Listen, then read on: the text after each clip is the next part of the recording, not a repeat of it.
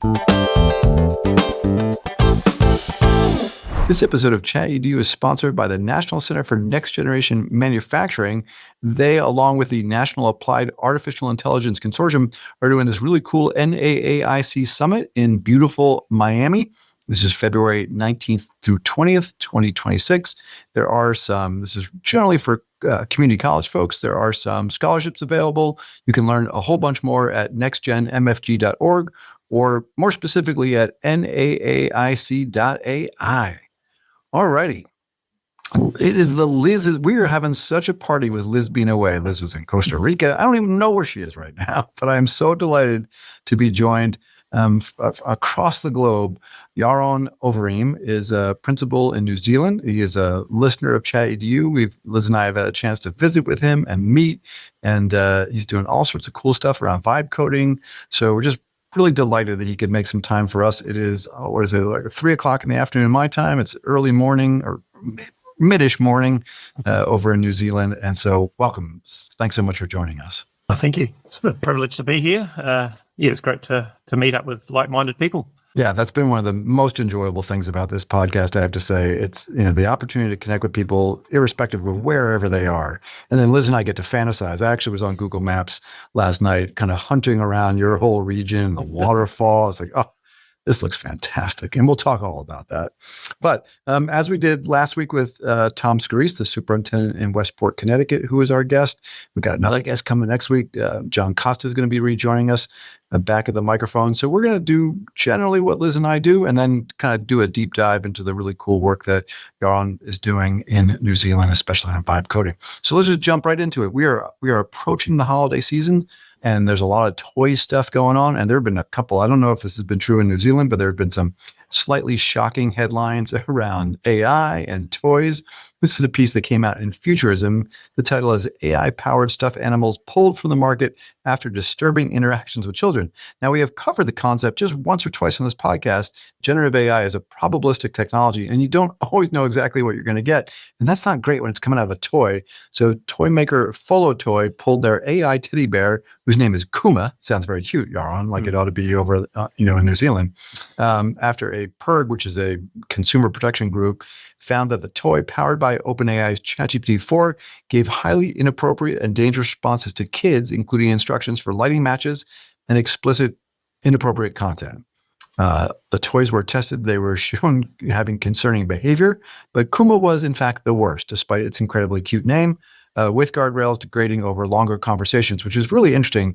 That piece, right? We saw that in the very tragic case of the death by suicide of Adam Rain. ChatGPT has guardrails built into the system, but there have been multiple instances now, apparently also here with Kuma, the teddy bear, where long conversations, the guardrails seem to degrade. Mm-hmm. So they have suspended sales and begun a safety audit. There's an idea. While experts warn that the toys remain largely unregulated and pose significant risk to children. You and I, we've met once before. We haven't talked a lot. Do you have kids or nieces and nephews in your life? Oh, I have two grown-up kids who have left home, but I definitely have nieces and nephews who would love a talking tool. But it just sounds like right. A disaster from the outset, doesn't it? It does, doesn't it? Yeah. I'm not sure who thought this was a good idea out of the gate. Are you seeing any of this AI-infused toys? I know we've covered stories about Barbie coming in with AI. Is this a present thing in New Zealand at all? Well, not that I've seen, but I'm sure it's coming. I'm sure it's going to be on our shelves shortly. It's no doubt going to be prevalent in all the kids' toys. Well, hopefully with guardrails. So let our mistake be a harbinger of things not to come to New Zealand. So, all right. Well, with that, we will jump right in.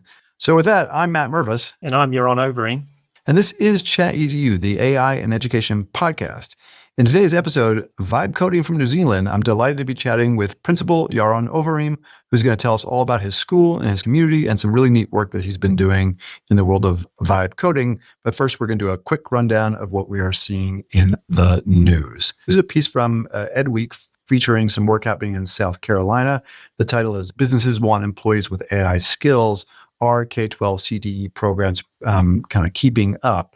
So this is South Carolina is piloting an AI-focused CTE pathway to prepare students for AI-integrated careers emphasizing real-world applications in industries like agriculture and healthcare and manufacturing. I guess this could be true on lifestyle properties to some degree. Students learn not just to use AI in terms of like, oh, I can use a chatbot, but they're actually learning how to train and build the systems, to use the systems in an applied way in problem solving. The pathway includes a 4-year sequence, ending with certification, internships, capstone project, all stuff. Certainly that if you've listened to ChatEDU for a while, we're big fans of. Nationally, across here in the United States, AI integration in CT is definitely in its early stages. Some districts are incorporating lessons and tools. Certainly a major hurdle is the rapid evolution of AI, just kind of keeping up and keeping pace. This industry partnership, I think, is really interesting too. We have a few times covered a study from Stanford University called Canaries in the Coal Mine. There have been a few here about just the impacts, and I'm curious what you're seeing in New Zealand as well, but the impacts of AI on the labor market are profound. And one of the things that seems to help folks kind of level up above those entry-level jobs, which we're seeing a little bit of kind of a freeze going on in those jobs, is that students with some what you would call like tacit industry knowledge, right? They have an understanding of the workforce because they've done internships, so that they can say to an employer, hey, I can use AI to solve problems. I can use AI to, kind of demonstrate the ability to be a multiplier on my impact. And I have industry knowledge, which has been helpful. So that's a snapshot, I think, of a fairly progressive. I don't know that we see a lot of this kind of stuff happening in CTE pathways, some in very specific higher ed settings like healthcare. What's your read on this, both from, being a dad with older kids, as well as any work that's happening in the vocational pathways in New Zealand? Yeah, well, even in our primary school, year 7, 8s have to study some career education aspects. And we often talk to those kids about what are those wider jobs within an industry.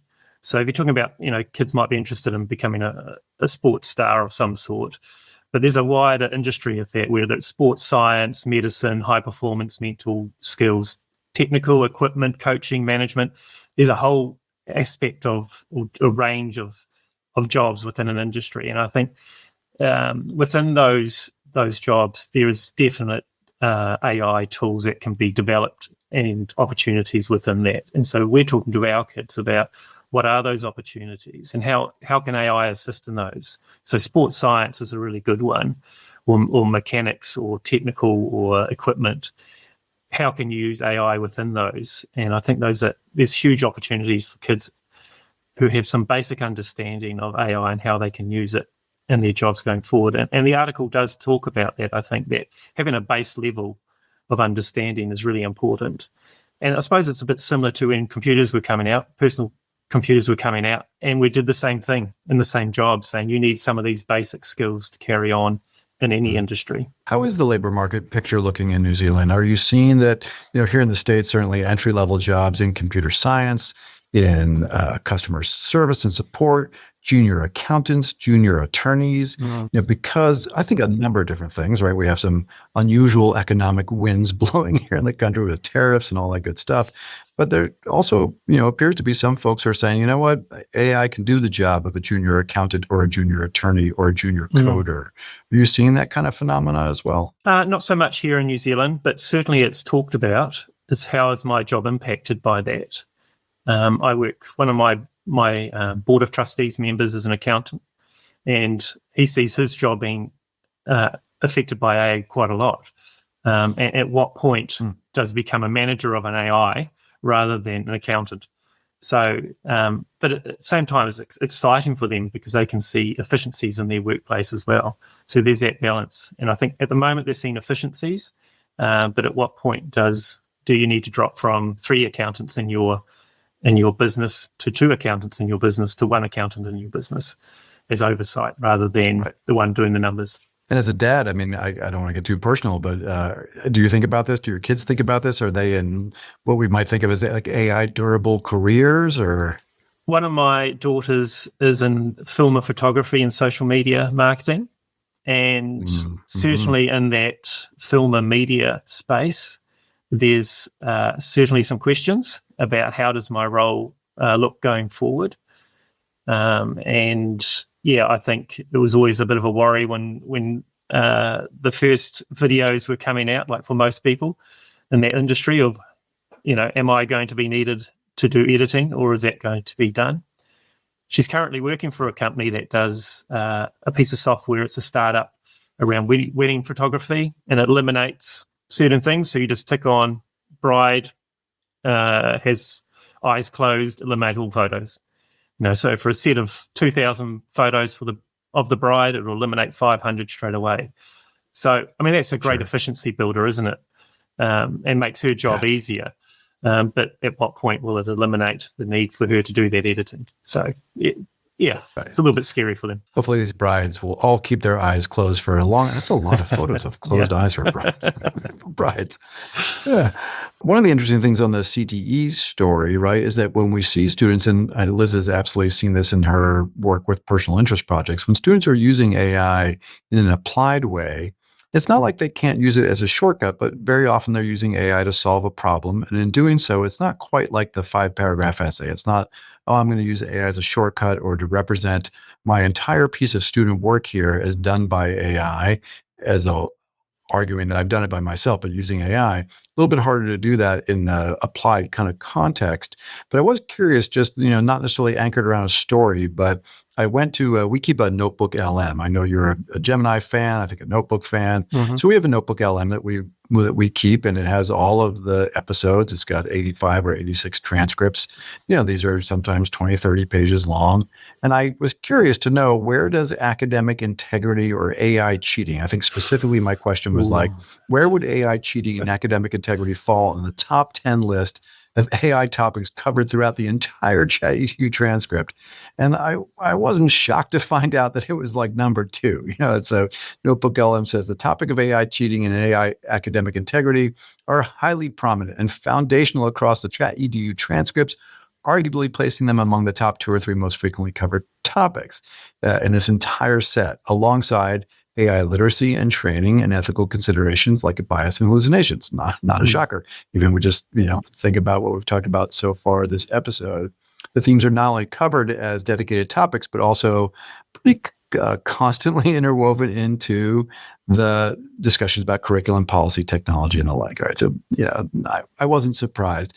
I am curious. I mean, I suspect because you've got some kids that are a little bit older, right? Hopefully the youngest among your primary grade students are not using AI, but perhaps it's weaving its way into other places. So as we think about your faculty lounge, your staff meetings, your parent conversations, what are you seeing around this academic integrity question or AI cheating? Is it present?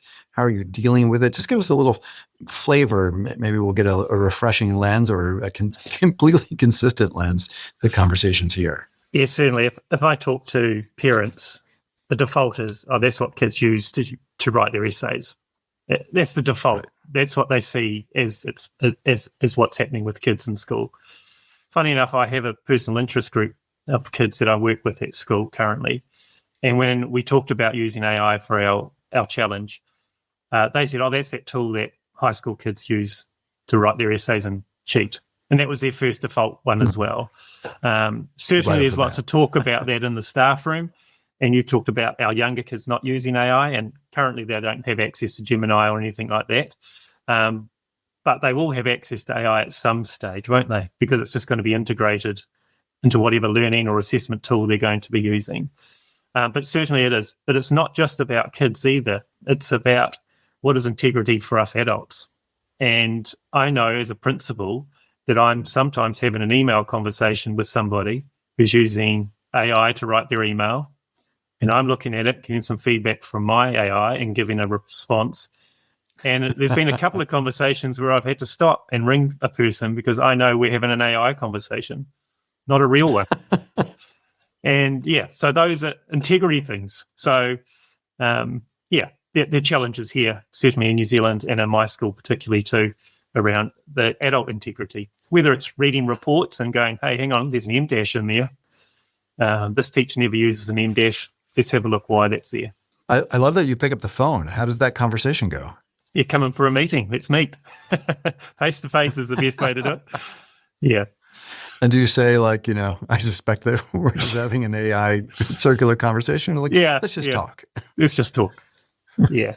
I love it. There's a very funny, I can't remember if I saw it here on some kind of vertical video, but there's a salesman for a car dealership and a young woman. and they want to interact with each other to talk about buying a car.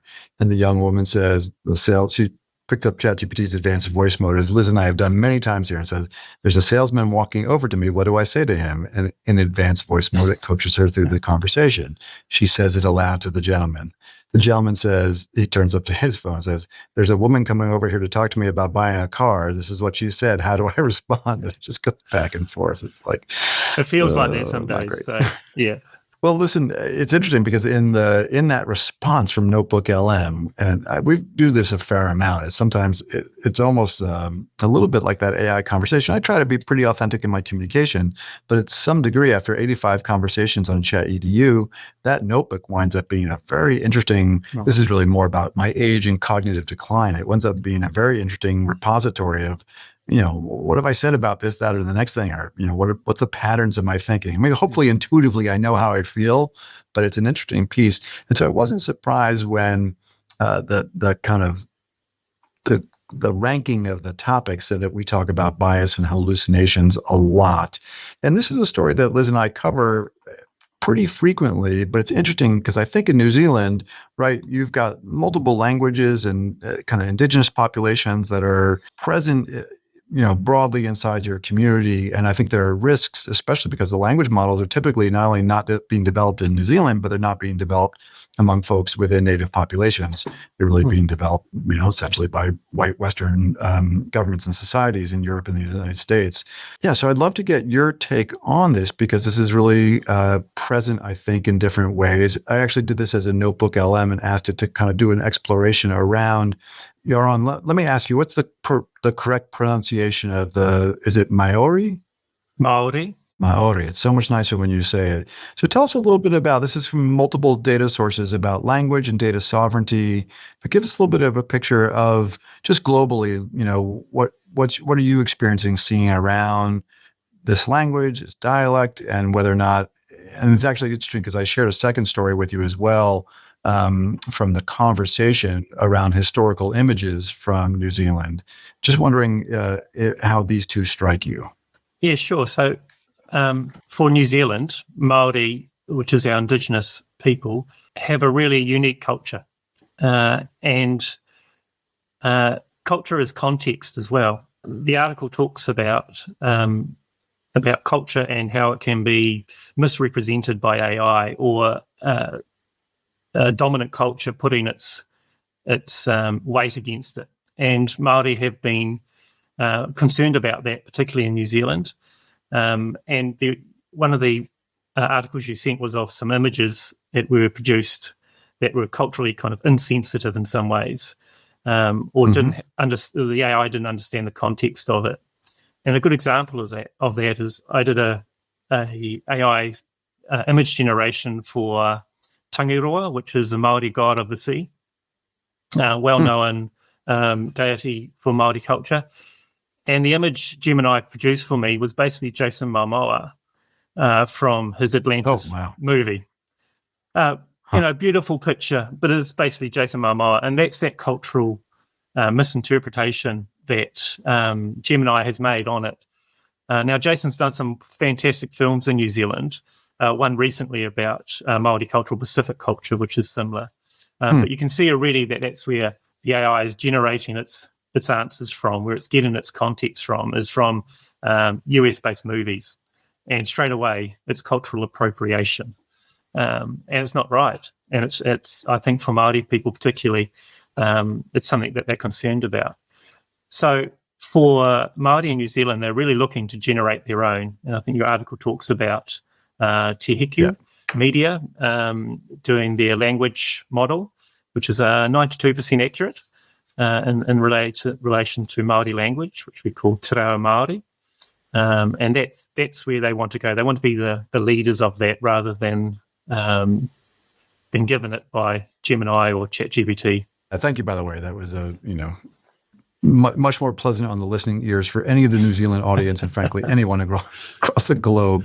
How present is that in the press, in conversations about AI? Is it kind of rank anywhere in the top 10, or is it just something that pops up every now and then? Certainly, when you're talking about hearing about AI in the media, it ranks in there for New Zealanders. I think that is definitely a part that we are very aware of, because Te Reo Māori, the Māori language, is an official language in New Zealand. In fact, there's only two official languages: New Zealand Sign Language and Te Reo Māori, and English is the default. So sign language and Te Reo Māori are protected by law. So when you've got an official language protected by law, then the government has to do something about that too. They can't just let an AI or a tool somewhere take over that language and not really work to the essence of it.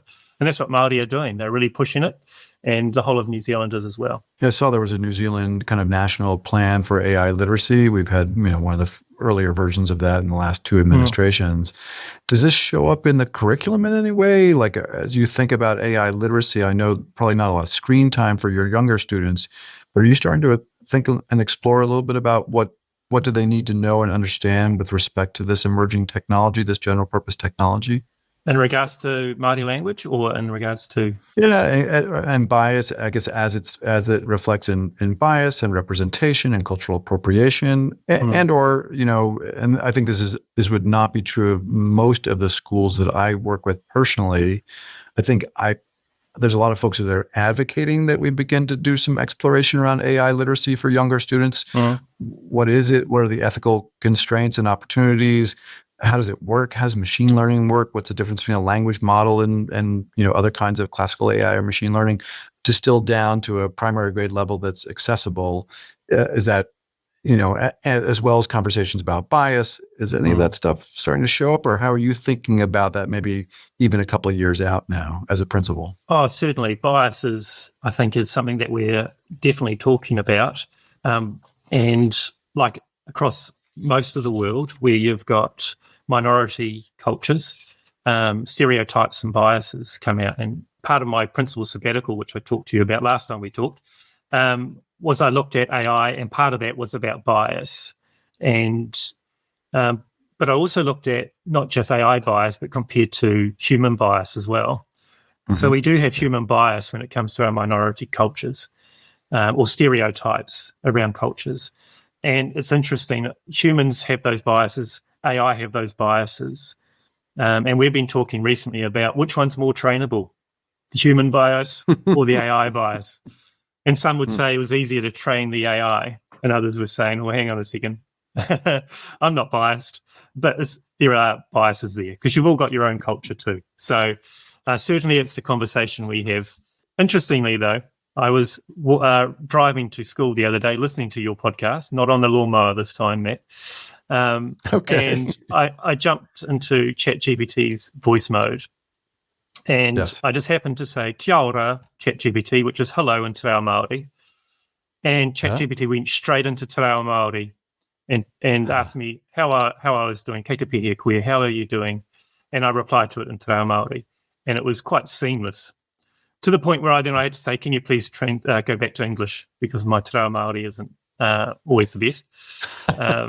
But really interesting that it naturally went to that. Yeah, they seem to have actually, it's interesting because I very often will do like live language translation as a model during keynotes and professional learning. And, I'm grateful that I'm with a lot of different folks, and very often we'll be speaking with people from distinct regions. So you might be from Azerbaijan, but there's a particular region or a particular, kind of regional difference between Creole, all sorts of stuff. And I have noticed over the last year that advanced voice mode from OpenAI in ChatGPT, they've certainly put a lot of resources into getting some of those very specific dialects right. So it's an ongoing question too. I love the ongoing debate about what's more trainable in terms of bias, humans or AI. I don't know that I can. I'm not sure I can decide it. But it's also interesting, the efforts to do native models or local models, because very often we think about, well, will a small custom model wind up being more impactful or accurate than a larger model? And, there are times, sometimes it's a niche thing, like a financial model from Bloomberg versus, ChatGPT 5.1. and sometimes the larger models have done quite well, but certainly may lack a little bit of that local context. Oh, it's really neat. Really, really interesting. It's okay that you're not on the lawnmower, by the way. We should reference, because Tom Screese, the superintendent of Westport, who was with us last week, as Liz is on her wandering around the globe, Tom is a tractor listener, and your lawnmower and his tractor, quite honestly, might be about the same size. But I wasn't quite sure what he was going to do as the winter months came along, because we don't have as much shoveling to do as we have lawnmowing. Tell folks a little bit about your sabbatical, just because I think people would find it fascinating. For some people in certain corners of the world, it's like, oh yeah, we do that, and others will find it surprising. So. Yeah, and I know Matt was very jealous last time, and Liz, when we talked. I was. So in New Zealand, we are very lucky that every 5 years a principal can apply for a 14-week sabbatical from their job. So they are paid, fully paid. Part of that sabbatical is to do some research or study or investigation into a topic of interest. And the rest of that time is for you to refresh, relax, and get some perspective on your very busy life. And I've been lucky to have two. One as a teacher, because there's teaching sabbaticals as well, and my most recent one, which was last term. And I based mine this time on AI. And I had some fears about AI taking over my school, and kids, like the Wall-E movie, drifting around in little pods with screens in front of their faces, sipping sippy cups, because everything would be catered for them. Particularly around literacy was one of my big concerns, and where we were heading for that. But as I think I said to you, Matt, that I was pleasantly surprised that literacy, critical thinking are more important now than they were prior to AI. To be able to decode AI, decode what it gives you, is super important. And I don't see the foundations of literacy going anywhere, particularly for our younger students, for a very long time. So that's really exciting. And then we'll get into it a bit later. I got distracted by a bit of vibe coding, and that's the rabbit warren I went down in the end. So yes, fantastic. I wonder if people have done studies about retention for teachers and administrators around things like sabbatical, just because it does seem like it's probably as you said, it's an opportunity to refresh, to reflect, to go down rabbit holes. I guess it's good that you came away from that self-assessment around Wall-E, coming to the conclusion that we were going to live in a human-centered world, because you might have found yourself more stressed out than you were when you went into the intent of your sabbatical. But yeah, thank you for sharing that. How many years, how often do you, as a teacher or an administrator, do you have the option to, do you apply for it, or is it? Yeah, so every 5 years you can apply for it. I think there was 100 principal sabbaticals this year, and there's about 2,000 principals in New Zealand. So you have a good chance. Not everybody applies, of course. Every 5 years you can apply, and it's an application process. You give your topic, some evidence around why it's important for you and your school, and you go from there. And I like the conclusion you came to. And again, it is a really nice dovetail, these two kind of guests, these 2 weeks in a row, because certainly one of the things that Superintendent Scarice finds in his exploration, this was a large strategic plan for his district, but the idea of the humanities and the kind of classic liberal arts and even drama and improv being vitally important in a world that has both AI and humanity living side by side, I think was you guys are kind of coming to the same conclusion from different perspectives. So that's wonderful. Great. So we're about to hear me do a quick little plug for our winter micro-credential. There's still room to join us. This is a 6-week micro-credential, and you'll hear all about it. I also want to share that if you would like to see Yaron and myself, as well as any of the other podcasts, for folks who are listening on a tractor or a lawnmower, probably safest just to listen. But for those of you that have the context of the ability to watch, feel free to join us on Spotify and YouTube. And we are doing all sorts of vertical videos, including where I do all my sitting, which is inside my car. I'm sharing a number of different thoughts on perspectives, as well as clips from the podcast for Liz and I.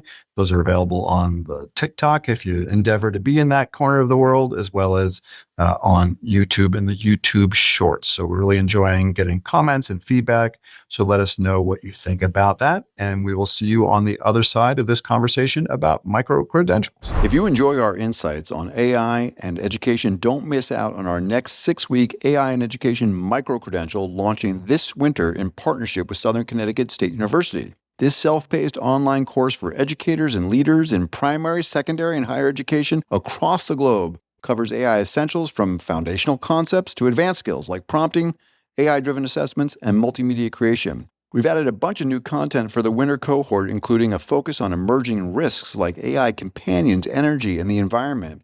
We'll dive into the latest on Notebook LM, which could be a course unto itself. There are new student AI literacy resources in the Future Focus module, as well as important updates on student-facing tools like custom gems and guided learning in Gemini. And finally, we've added Google Vids to our great collection of multimedia AI tools that we cover. Each cohort includes 4 live Zoom sessions for hands-on support, and participants earn a Credly digital credential upon completion. Visit skills21.org/AI/micro to sign up now.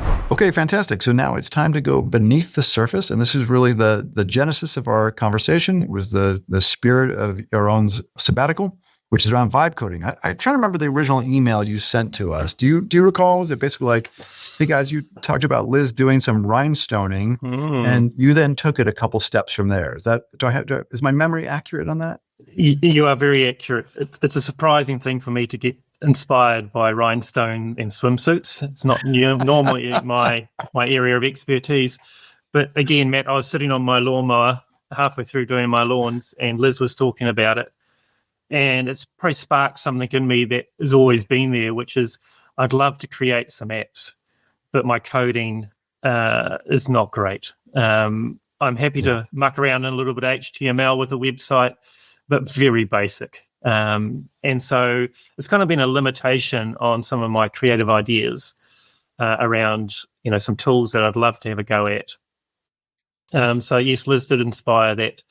And unfortunately, every time I listen to your podcast, if I'm mowing the lawns, I've got to stop and put some notes down on my phone so that when I get off the mower, I can go to my computer and do some more work, because you always inspire some sort of thinking pattern that I've got to go and discover. So, yes, that's how it started. And I did say to Liz she could make a business out of it if she pushed a bit harder with her coding, her vibe coding. I think she would like to. Yeah. I'm sure there's a big market for that. In fact, I was thinking about it after our last conversation, that there's no reason why she couldn't put a picture of a pair of swimsuit and ask it just to calculate it on its size. It wouldn't be hard to do for her. So instead of her trying to count it. Yeah. All right. So you heard that episode, and I wish I could remember. I could go to Notebook LM in a second here and ask it what episode we were talking about vibe coding with Liz and her rhinestone suits. Those of you who have not heard that episode will now think this is very odd. And thank you, by the way. I'm really delighted to hear that there's some utility enough that sometimes one needs to take a note.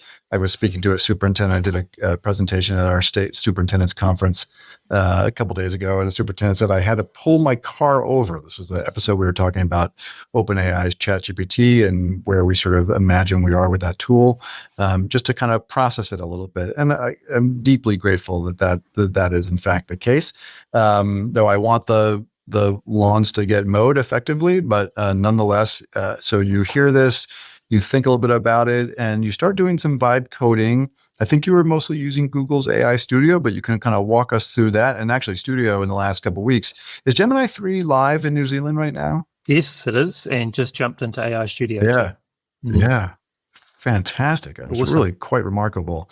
So you were working, principally in Google's AI Studio, which is a tool that we had shared for a while for things like the ability to do AI vision on the desktop, a little bit of like what is now turned into voice apps actually in Studio. So Studio for a long time has been a place where you could kind of play and experiment and check out new models. They would make their next model essentially free and available to folks because I think they knew the whole world wasn't going there, but it has moved into kind of a vibe coding space. And this whole idea of vibe coding, right, is where you don't need to have technical knowledge, as Yaron said, but you're basically coding in English, right? You're coding in your native language, but not a non-technical language, and going back and forth with the system. The system is spinning up the code. So you start doing this, and if I remember correctly, you started a little bit around some adult applications, right? Adult-facing applications. What was the very first thing you vibe coded in Studio? The very first thing I vibe coded actually was in Gemini to start with, and I started with a basic times tables activity for kids to do. So, just one that's very simple that a class teacher would possibly want to make or try in their classroom. Cool. So you do a times table apps, which is interesting too, because at some level, like one of the fascinating things about these vibe coding apps is that because you can create an app specifically for your classroom, that historically might have been a piece of software that someone built and sold to your school, right? Yeah, certainly it is. But I think the reason I went for this one is that we had a bit of a focus on times tables at school, as lots of schools do, when you see that decline happening. And for us, it was about getting some feedback to the kids about which ones they did know. So eliminating the repetitive learning of what they do know and just leaving them with the 5 or 6 they don't. So the app, and you'll see it there, has a progress bar on it. And they can see which times tables they know and which ones they don't. And it's printable, and they can take it home and do that practice at home. So that's kind of where I started. It's really basic. And then I just thought, well, this is lots of fun. And I went into making some spinners, for random name choosers. And then I went a bit deeper and went, oh, can I use it for a place value explorer for maths, where there's drag and drop components that you can do. And yes, Matt, there are companies that charge you a lot of money for those tools. But this is where we're going, isn't it? Right. There's no judgment, and I think it's just the reality of where we are. This is, if you were one of the companies in the United States that did quite well selling a tool that would differentiate text to different lexile levels, the day ChatGPT came out, I'm sure it was an interesting, kind of meeting in the boardroom. Yeah, sure. And I think last time we talked about small tech, not big tech. So for us to have bespoke things that are relevant to my school or our context, some vibe coding gives you that opportunity. And so after those very simple classroom tools, I started to look at what's useful for my position as a principal. So one thing I always struggle with is the HR. So understanding everybody's job positions, their pay, their collective agreement requirements. And so I made a very basic HR tool that shows me what's happening within my caretakers roles, my learning assistants roles, office admin, and so on. So their pay rates, how much it's costing me each year, so I can budget effectively for the next financial year. And that way I don't have to hold it all in my head. And so we made that, and that was a real eye-opener on what is possible in AI Studio, not just from a front-end perspective, but also a back-end perspective. So holding user information, having a log on, and that information being stored so it can be used again. Can we unpack that for a second? I built a couple things in Gemini over the weekend that were really fun and interesting, but what's the step that you're taking? And I apologize if I missed a little detail there, but what's the step that you're taking so that it becomes a hosted application, that you can hold data, you can kind of have persistent memory over time? Yeah, so if you work in Gemini, everything's working within the Gemini atmosphere of Gemini. Yep. And so it doesn't have some capabilities. Like I made an app yesterday, very simple one, and I wanted it to print the results. The print button doesn't work because it doesn't have that back-end facility. So in AI Studio, it'll create that back-end for you. So if you want to use a database, it will create that back-end. It connects to another AI tool called Firebase, and Firebase is the back-end. Yes, okay. And it which does is a that, Google tool. which is a Google tool. Okay. So so it's a real natural process. And AI Studio will just tell you, hey, look, you need to enable your Firebase tools. This is how you do it. And off it goes, and it does its thing. And then, of course, you can just ask it, I still don't understand, give me more detail. And it'll just keep giving you more and more detail until even people like ourselves can work it out. I love your HTML reference point. So, rate the complexity of firing up a Firebase Studio backend and, relative to trying to noodle around HTML on your web page. Easier than, harder than, similar? Much easier. Once you've done it once, it's in your head. You know how to do it. You don't know why you're doing it, but it does it. So yeah, simple. Again, it's in that plain language. So you can say to AI Studio, I don't understand. Walk me through this, and it'll do that. And that's the beauty of it. You don't need to know the technical terms. In fact, when I do a lot of vibe coding, at the beginning of it, after I've just started with my first prototype, I ask AI Studio to name all the aspects of the app. So what are you calling that navigation bar? What are you calling those buttons? So that when I'm having that conversation with it, I'm using some words that make sense. Otherwise, I'm calling it the thingamy-bob or the what's-a-who, the blue thing in the corner. So at least I can actually give it some accurate direction as well. That's really interesting. So you're developing your own kind of like lexicon and the way you use, English in this case, to just improve the efficiency and impact of your vibe coding as you go. Yeah, and I think, like all AIs, they have their own thinking, and sometimes it's not the same as your thinking. So you can ask a very simple command, and if it's not clear, it will change your whole app, and then you're back to square one. So, yeah. I think once you get into that side of it can do more than just make a times table app that I can put on my website or run as an HTML file, that there's a whole lot of other stuff you can do. And my list of a couple of learning apps has turned into a massive list of different applications for different things. So to give you a rundown on a few that I've got going at the moment, Matt, because I've moved on a little bit since our last conversation. And let me just say for the listener, if you do want to take a peek at these over Spotify or on YouTube, not all, but many of them will have kind of just popping into the feed as Yaron is describing them. Yeah, so take it away. So my list has definitely grown. And I think last time we talked about my staff management app, which we've talked about. I also had one that did my student achievement reports for my board of trustees, which I do twice a year, and that was a really quick one.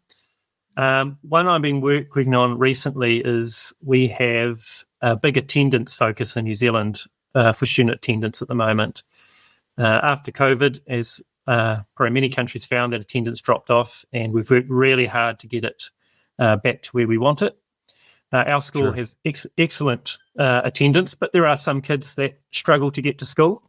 And so we wanted to find a positive way to improve that. So we also have at our school some house groups where kids get together during the term and do some competitions.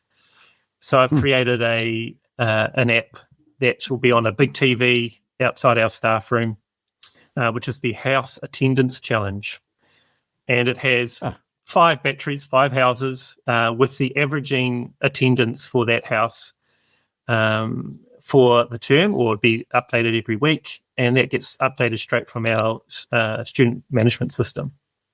So the kids can see what the target is and how their house is doing, and at the end of the term, their house gets allocated points on their position. Have you seen some impact from that? Well, we're just about to put it up for next year. So our school year finishes in December, and we'll start again in January. And so I've just got to iron out the little bits and pieces, and we'll see that. And alongside that is we have a Court Being Good certificate at school that teachers walk around and give out at break times, making sure kids are doing the right thing. So it's a positive thing. That's also going to be on that digital display as well. So instead of giving out paper now, teachers will be able to do it on their phone. It'll go up on the big screen. Kids will see it. And at the end of the week at our assembly, our whole school assembly, the app will roll all the kids that have got one and choose 2 to get a prize. So those are things that were existing in our school, but very paper-based, and now they're digital and much more user-friendly. And so there are a couple of extra things there. The other day we were talking about the a reading app earlier in the podcast today. And so I jumped on and I made a small comprehension application. So in New Zealand, the government gives us a whole lot of readers. We call them school journals. They've got stories and articles that are relevant to New Zealand in them. And they come in physical form, free to schools, but they also come in PDF form. So I've made a digital bookshelf with all of those free materials that the government send us. And so now teachers can have that up on their big TVs. And Love it. So it's like a large book while they're working with groups of kids on the actual physical books. And alongside that was this little comprehension app. So now they can drag and drop that PDF into that comprehension app, and it'll ask them questions about that story. It's interesting, Yaron. I don't know how far we are from even being able to do the fluency recording. I built an app I was sharing with Tom last week, but I've seen a couple of versions of this. If you go to Gemini and say, build an app that will look at me doing something like sign language or an expression on my face, Gemini will fire up the camera. And so that means it also should be able to fire up the audio recording. Yeah, fascinating. Do the kids all know that you're building? I mean, these things look nice too, for sure. I mean, they're contemporary style guides, and the kids know, like, oh, Mr. Overeem's been vibe coding again, like, or do they just think these things are just dropping from the heavens? Yeah, well, they do know, because I have a small group of students, 5 students, and 2 groups that are doing some vibe coding with me. So, and this is part of their personal interest projects, and I know Liz will love this. She's going to be so happy. Yeah, she will be so happy. I even went to some research on some of her research, which was very helpful in setting up our personal interest project. So I've got 2 sets of boys, very similar to me. I wasn't a good reader or writer as a kid. And just coming up with a story every day for writing was really hard for me. I'm much more of a technical person. I'm a creative as well. So I'm always looking for new ideas. And so I thought I'd get some kids that are similar to me, and we'll see what they can do. So they came up with some real life problems. One of them was that the boys in one group found that they struggled to find activities in our local city, or if they went on holidays, activities for local activities for kids on holiday. Yes, you could Google it. Yes, you could go to Trivago or one of those big holiday websites, but they're all built for adults, aren't they? So they wanted a solution that would hunt for up-to-date activities in an area. And so one set of boys have created an app called Jiggle Maps, and that looks for activities in the local town or place that you're going to go visit. And you can filter those things by interest, by age, by accessibility.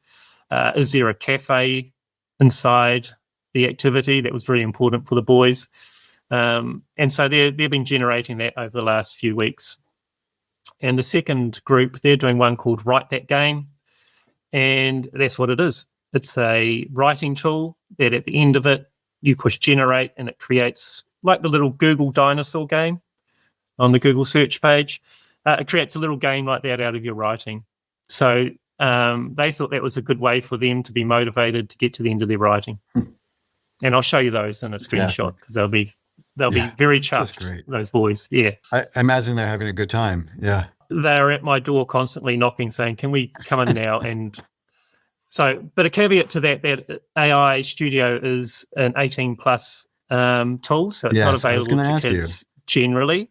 Okay. So these children have had permission, and they work in my office, fully supervised at that time, which is great for me, because I also do a bit of vibe coding while they're there, and they give me some critique on what I'm working on too. So it's a win-win for us all. So wonderful, Yaron. It's interesting too, because your observation during your sabbatical, or towards the end of your sabbatical, that the presence of AI in your school would not limit critical thinking, problem solving, creativity. Just think of all the collateral thinking and design and creativity and collaboration and resource management and time management that go into designing the app, coming up with the name, building the filters, coming up with creative marketing and branding solutions. Yeah, just fantastic stuff. The amount of literacy is phenomenal. Yeah. So the reading and the writing is much more than what they'd be doing in class. And they're motivated and they're enjoying it. So that's a huge win for these boys. one of them noticed that you could do a voice command instead of typing. And so he tried it to start with. But guess what? He went back to writing because he got sick of the ums and the ahs getting in the way. And actually having that thought while trying to construct an instruction is quite difficult. So he went back to typing, and that is fantastic. So neat. What's next? What do you imagine? You've come so far in a short period of time here. What's my list? There's plenty of things on my list to do. I think one of the ones that frustrates me as a year as a principal is coming up with class lists. So who's going in which class? And I generally do it in a Word document, and I copy and paste kids across. And then I got to change the amount of kids in each class and the numbers. It's all very manual process. So simple little tool like that is drag and drop. And I was just had a quick whiz at it yesterday, and I might drop in a video of the creation of it for this. Literally 30 seconds of creation, and I've got a tool that I could use. Saving me probably a couple of hours worth of work, mucking around with those names. Yeah. Yeah, scheduling and those assignments wind up being, and it's interesting because even though Gemini is 18 and above, it's still, at least here in the States, it's a FERPA compliant tool, right? So it'll be curious what they kind of keep in studio and what just lives in Gemini, because you can do such powerful work in Gemini. I guess the difference right now, just to coach me, right, would be that in Gemini, I can build an application, but I probably need to be in studio to fire up Firebase and make the back-end connection so that you can, have a persistent state and memory and all that good stuff. Okay, that makes a lot of sense. Yeah, and certainly if you want to deploy it as a website, or if you want to deploy it as an app, you've got to be in AI Studio to do that. So, again, it's a really simple process, and it links in with Google Cloud Storage and all that sort of thing. So there is a paid aspect to it. But funny enough, they've given you $300 worth of credit to start with. Now, I was showing the boys in my group the other day because they were worried they were going over, it was going to cost lots of money.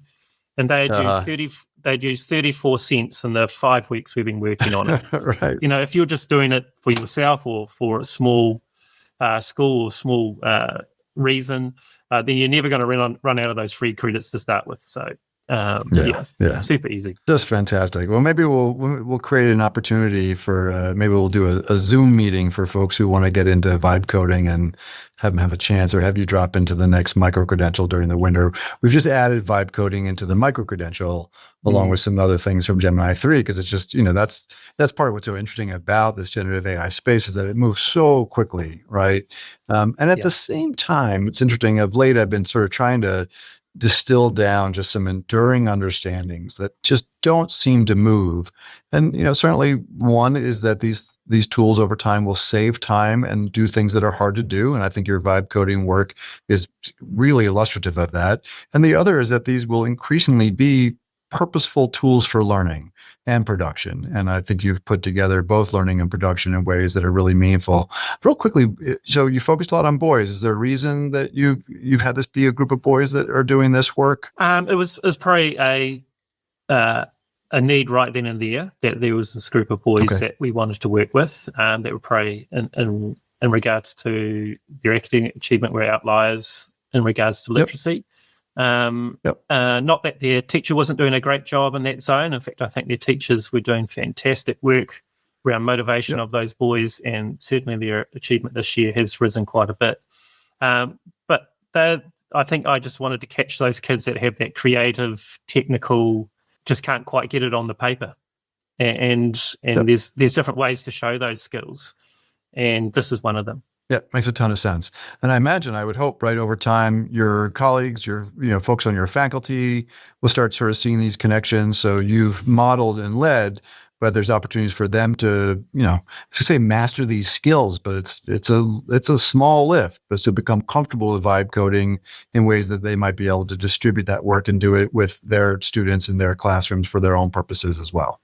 Yeah, and I think next year our Year 7, 8 teacher is definitely interested in doing some personal interest projects. It might be based in Gemini instead, because that is now below 13 for us here in New Zealand, and that'd be a great place for him to start. Again, in that controlled environment, we're lucky enough we got systems here in New Zealand that we can lock down some of those tools and open them when we wish, and the classroom teachers can do that from their own dashboards. So to open it for an hour and shut it for an hour, shut it after that, so they can't get it from home or from during their maths time, it is really good. So we can have some security around that too. Is that over Chrome OS, or is there some other? Yeah, that's over Chrome OS. Yeah.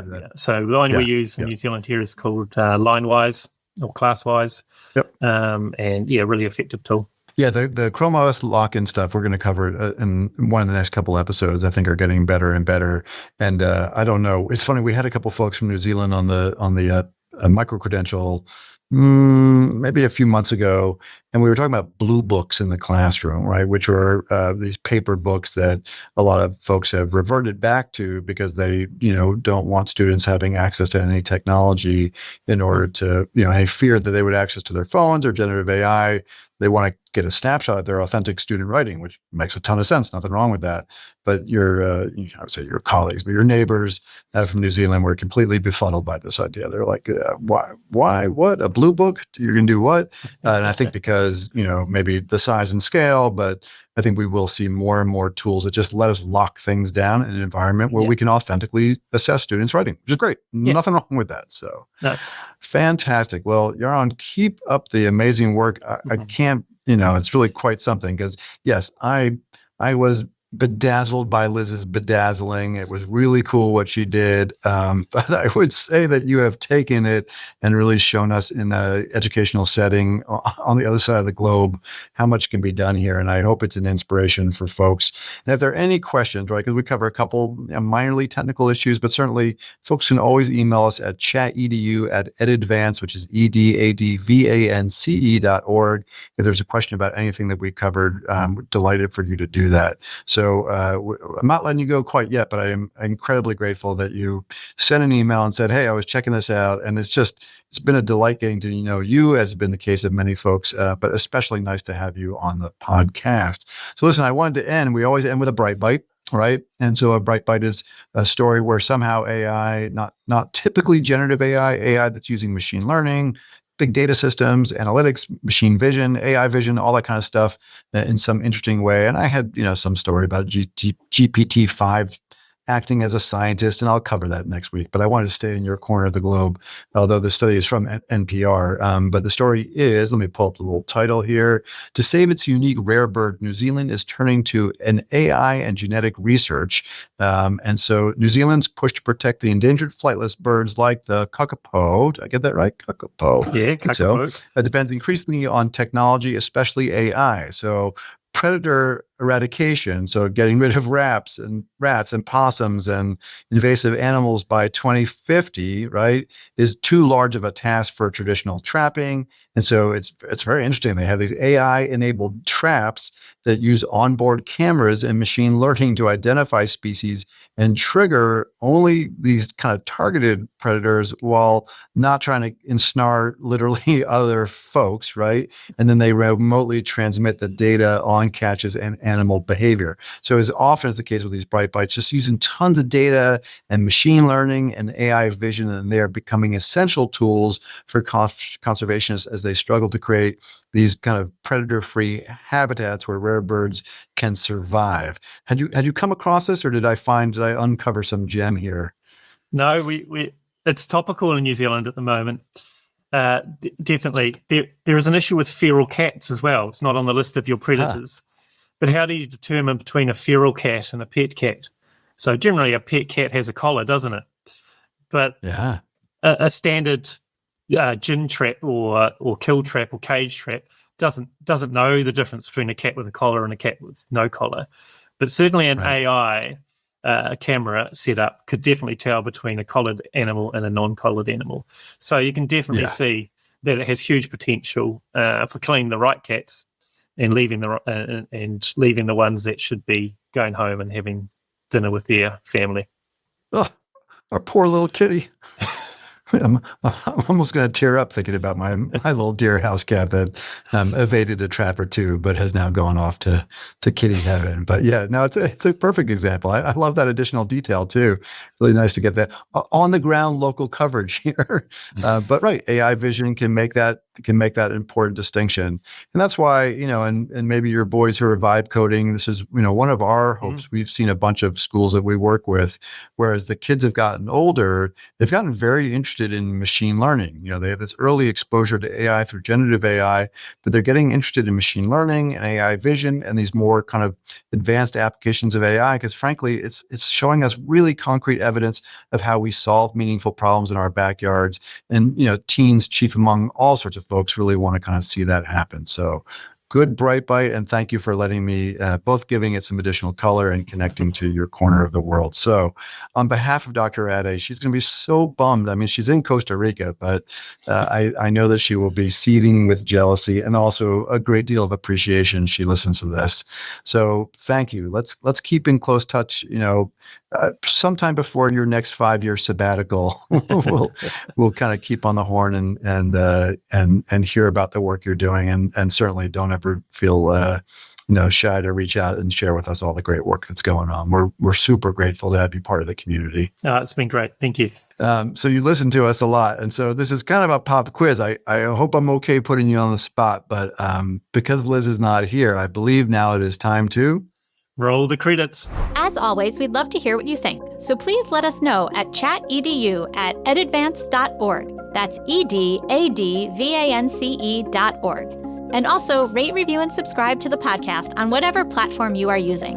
ChatEDU is brought to you by EdAdvance, the nonprofit regional education service center in Litchfield, Connecticut. This episode of ChatEDU is sponsored by the National Center for Next Generation Manufacturing. ChatEDU is recorded, edited, and produced by Andre Angelo and Justin Pasco, whose dedication and expertise bring our discussions to life. ChatEDU's executive producer is the multi-talented rock star Cameron Audia. Additionally, we are grateful for the support of our colleague Gary Robinson, and we appreciate his time and talents. And of course, a big ChatEDU shout out to our fearless leader and executive director, Jonathan Costa, for inspiring the pod. And finally, a heartfelt thank you to our listeners for joining us on this journey exploring the thoughtful and innovative integration of AI in education. Hello, everyone. My name is Jonathan Costa, and I am the Executive Director at EdAdvance, and I want you to know how much we appreciate our listeners. If you enjoy the podcast, feel free to explore EdAdvance's other AI services, which include customized professional learning of all kinds, conferences, our new middle and high school student AI literacy course, and our educator and leader micro-credential, co-sponsored by the Southern Connecticut State University Office of Workforce and Lifelong Learning. Just visit skills21.org/AI to learn more. That's all for now, and thank you for listening to ChatEDU.